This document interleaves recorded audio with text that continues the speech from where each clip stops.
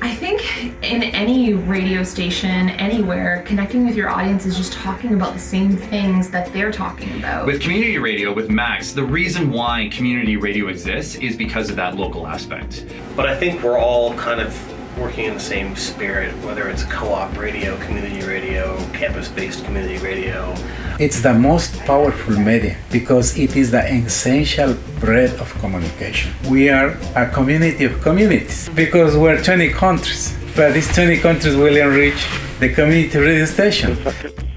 So I think community radio is very essential. Hi there, I'm Caleigh Spiers. And I'm Amanda Moskal. As radio broadcasting students, we've discovered an interest in community radio. While it's something that hasn't been widely discussed in school, we decided to learn more by talking to 5 people from 5 different stations in and outside of Toronto. Everyone defined their station as a small market and or a community station. Our journey started in Orillia at 89.1 Max FM. Max FM is a commercial station and does make a profit. However, they are very focused on local issues, local events, and the community they serve. We spoke with John Facey in the Max building that actually shares their space with the dentist's office. I grew up listening to AM 640 when it was a top 40 station. So it was always kind of something to me where I was always curious as to how somebody was talking in one location and broadcasting to, many other spots. Technically, Max would be like a community style radio station where I am now. So I'm a real estate agent and I do that full time. John is an on-air show host for the top 30 alternative music hits here at Max. Once a week, John comes in here to the Max Orillia location to record his show, The Fat 30. He counts down the top 30 alternative songs of the week, with Max giving him the flexibility for when he creates his show. Based on what they're paying me, yes, it is a volunteer position. I do it for the love of. So real estate is my full-time career. I'm with the number 1 team in Canada, the number 1 team in our area, so I'm very busy with real estate. But when you're in radio, and I was in radio for 12 years, it's something that never leaves you. And so when I was given the opportunity to do a show, they said it's completely flexible, like do it whenever you want. You don't have to do it live, like whatever. I figured that I could fit it into my schedule. And so I started to come back and do it again. The thing I love specifically about Max is, number 1, the music. When I moved to Barrie, all I wanted was a station that played alternative and indie music, and we didn't have it. And it's like this is my favorite type of music. And so when Max came, I was like, I need to be a part of this. Max gives John the freedom to make his show the way he wants. He mixes genres and artists, giving listeners the chance to hear everything alternative. John says each week he plays songs that he's feeling. He can shake off the rigidness of a strong format that a bigger company would require and doesn't need to follow any rules for what he plays. On Max, for example, my breaks will be a minute. They'll be 2 minutes. Sometimes they're 2.5 minutes. My show technically is from 7 till 9. I can't tell you how many times my show runs to 9:15, 9:20. And they're like, yeah, whatever. As long as it's interesting and it's engaging and people want to hear it, then go for it. Barb, who does the music, she is like on a morning show on the other Bayshore station in Collingwood. And Barb Jelly? Barb Jelly. Oh my god, that's so funny. Did you know her? Yeah, we have an interview with her in a couple. Oh, do you? Yeah. This is Barb Jelly. She's a powerful woman in radio and she runs 2 stations, but you'll meet her soon. So we actually have a mandate where we play 5 local artists every single day. So artists have the opportunity to upload their music to our website, and as long as it fits within format and it's good quality, which obviously a lot of people do have great quality recordings, we play 5 local artists every single day. With community radio, with Max, the reason why community radio exists is because of that local aspect. People tune in, they want to know what's going on in the community, they want to know what events are coming up, they want to know local things. To find out more about local and community-centered radio, we traveled south to Hamilton. That same day, we explored 93.3 CFMU at McMaster University. CFMU is a campus station that caters to a local community of students, faculty, and Hamilton residents. We spoke with CFMU Program Director Jamie Tennant about the university station. Any given community station has a couple of poorly paid positions, right?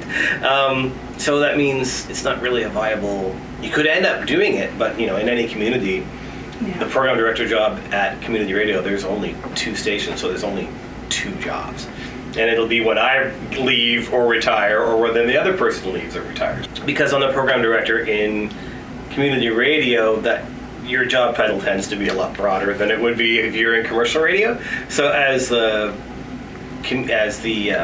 program director, I'm also, for example, the fundraising person. So all of the fundraising correspondence and advertising and stuff like that, I would write.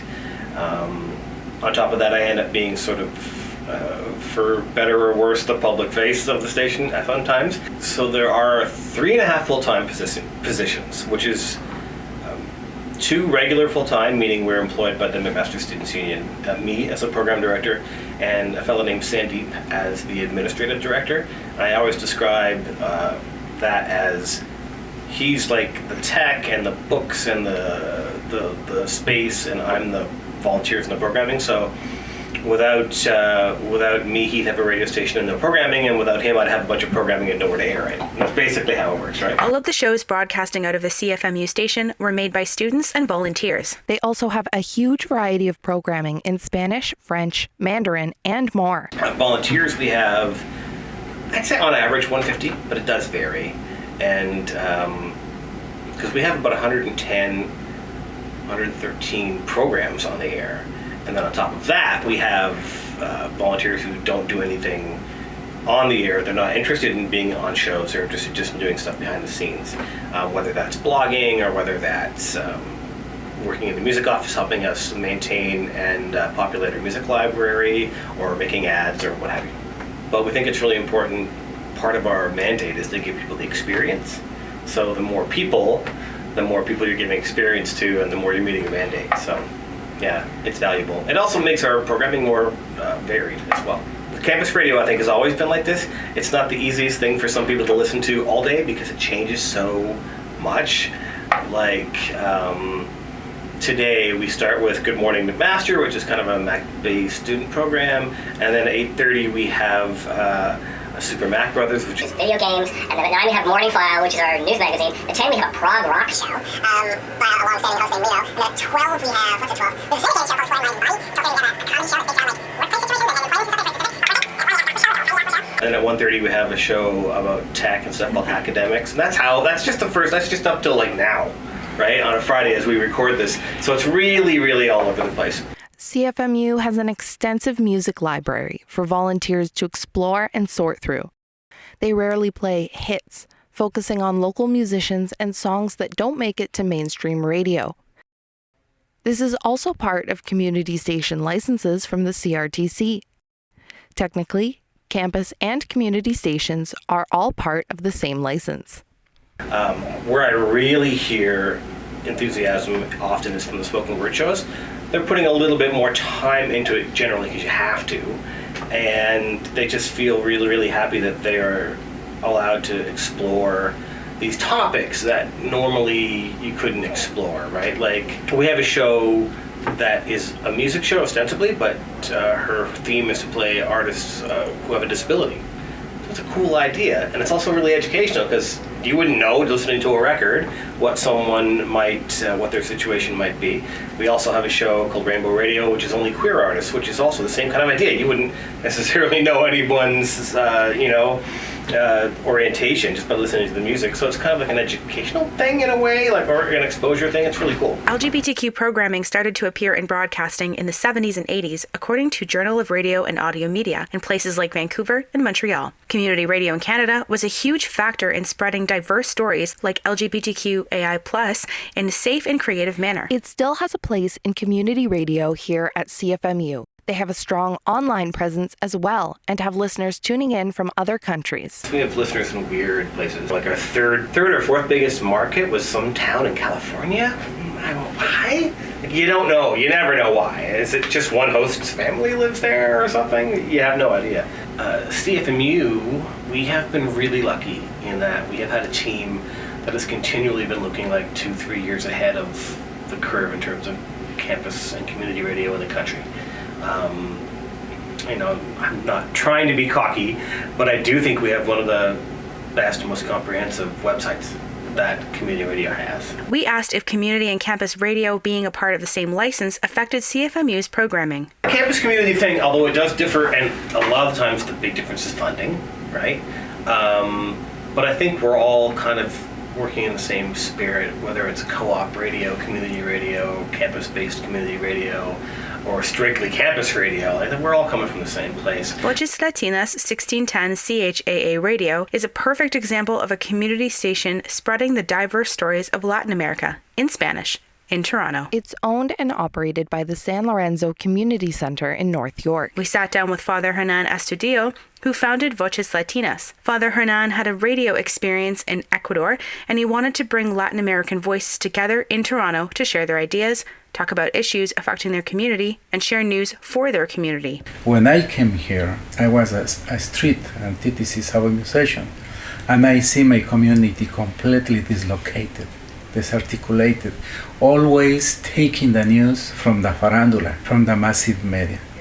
And the community radio is an essential voice of, in, with, for the community. It's the most powerful media because it is the essential bread of communication. Radio was the best option to reach everyone, having programs that would meet everyone's needs. The center was founded intending to help people. We are a community of communities because we're 20 countries. But these 20 countries will enrich the community radio station. We have the contact with clinics, with hospitals, with community centers for food banks, lawyers, issues of cultural management between in the house, the kids who are Canadians and the parents who are not Canadians. It's a lot of things. So we have that programmation. It's really a reflection of the need of the community. They had to figure out if an AM or FM station would work and then actually apply to have a station, which even included building an antenna. In the community radio station, the people are start thinking with their own head, loving with their own heart, shaking their own hands, and building the power in the community with their own love. I believe all the media has to go back to refresh their vision and mission in the community context.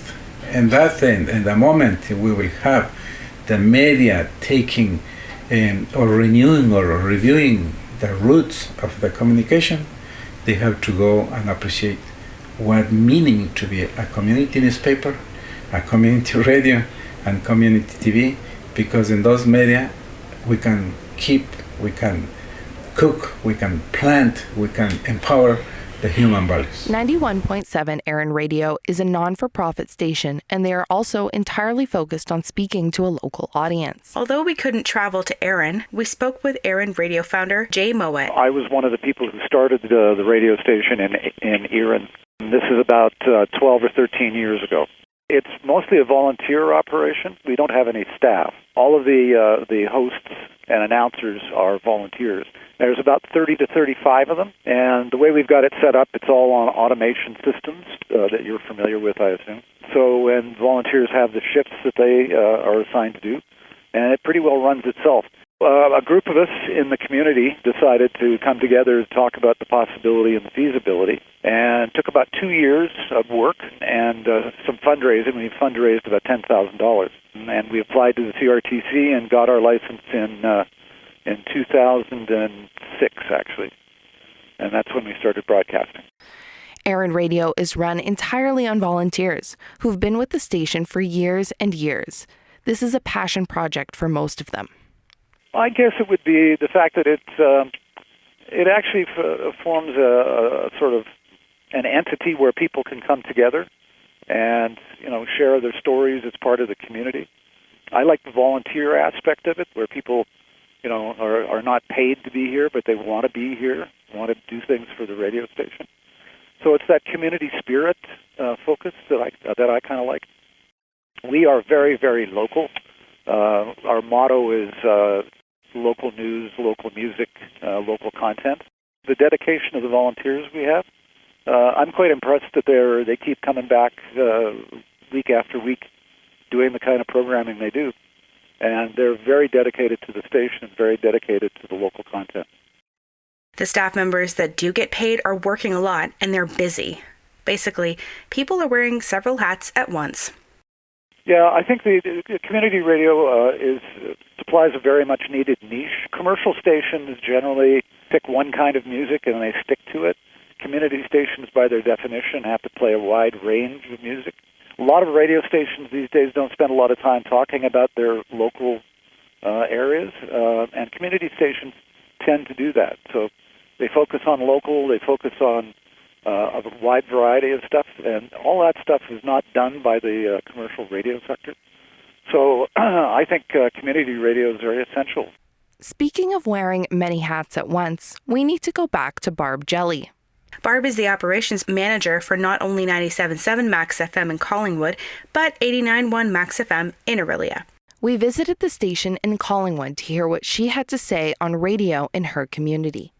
I know one day I'm going to be sitting at home listening to you guys do whatever it is that you do. If you choose to be in radio, and I want to be inspired and I want to lift you up and I want to make sure that new grads come in and get where they want to be. And it's really important to support in any industry, but especially in radio, because podcasting could take over any day. I got my start in radio at the age of 6 when I entered like a writing contest at school and I won, and I got to go on the community radio station. And I remember going in and then my grandma coming home and telling me that she'd heard me on the air at a restaurant and everybody listened. And so that's really what got me into the radio bug. So I've been on air for 33 years technically. I love it. I am finally, for the first time in 17 years of my career, working in a format where the music resonates with me, and so I feel I can better connect with my audience for that reason alone. It's been invigorating and kind of miraculous to my career, to be honest, in a most strange way, working in a tiny market. Barb had a part to play in flipping Easy Rock to Boom 97.3. And when creating Max 97.7, Barb knew she wanted to have the same big feeling that Boom had, but in a small market. So 97.7 Max is classic hits. It's an older demographic here, a lot of people coming up from Toronto, so I know I'm connecting with those same people that I was connecting with when I worked on Boom, which is kind of neat.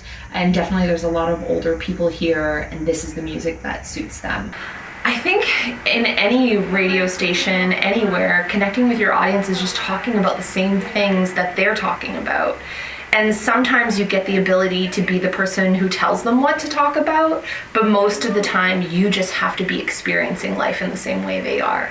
This is actually my first sort of foray into small market. Like, I grew up in a very small town in Northern Ontario, 5,000 people, and to me, what I wanted to do in my career was expand and get bigger. So I worked in Edmonton, I worked in Winnipeg, I worked in Toronto. I think that a lot of people, when they finish broadcasting school, do go down to like a small market and thinking that that's the way that they have to build themselves. And I think I took the opposite path, which has been very interesting. And I don't necessarily think that it's ever wrong in your community, no matter how big the community is, to be talking to people about the things that involve them. It's harder in a large community, absolutely. In a Toronto, how do you know what the person who's living, on Bridle Path versus someone who's Jane and Finch might have the same music taste in the same ways, but you just can't communicate the same. It's like, it's completely different. I don't know how to describe it, to be honest. We've been talking a lot about how much Barb really does, and as the operations manager, she does so many things. She works extremely hard and long hours to keep her community informed and listening. I run 2 stations. I go back between Wasaga Beach, Collingwood, and Orillia, so I'm at both offices. I do 2 sets of music logs, so I do the classic hits every day. I do the alternative rock every day. I host a midday show out of Orillia. I host a weekend show out of Collingwood. I'm also the operations manager and the program director, so I order the office supplies and get contracts for snow removal, and I also decide what promotions are going to air and coordinate coordinate with traffic and all of those departments and oversee about 20 people in total and staff. Whew. Isn't that something you're taught when you're a kid? Just say yes to everything. Yeah, I think maybe it's sometimes to my demise. I do say yes to everything, and trying to figure out ways to not do it anymore. Recently giving up a morning show and bringing someone else on was really big. At one point I was doing all that I mentioned plus a morning show. So, 60-hour work weeks are... When we started this project, we knew we were going to learn some stuff. I just don't think we realized how much stuff we would actually learn and take with us. The 4 stations we visited, plus the phone call with Jay from Aaron Radio, taught us some incredible things about small market and community stations. Community radio means only a handful of staff members and sometimes 100% volunteers. So not a lot of people are getting paid to make radio, but that doesn't deter them from continuing to serve their community. Community stations really care. At Voces Latinas, the station manager says they treat everyone like family, whether they're paid staff or not. They have an open door policy. Community stations have limited resources. Barb Jelly, the operations manager at Max FM in Collingwood, says while they are a small market station and do make a profit, they are not a wealthy station by any means and have a small staff. While large markets can seem appealing, it's important to remember the small areas and audiences. They need and want access to what is happening right outside their door. Local news, local sounds, local voices. A special thanks to John Facey, Jamie Tennant, Father Hernan Estudio, Linda McLeod, Jay Mowat, and Barb Jelly. Many Hats, Listening to Community Radio, was written and produced by Amanda Moskal and Caleigh Spiers. Keep listening to what's happening in your community.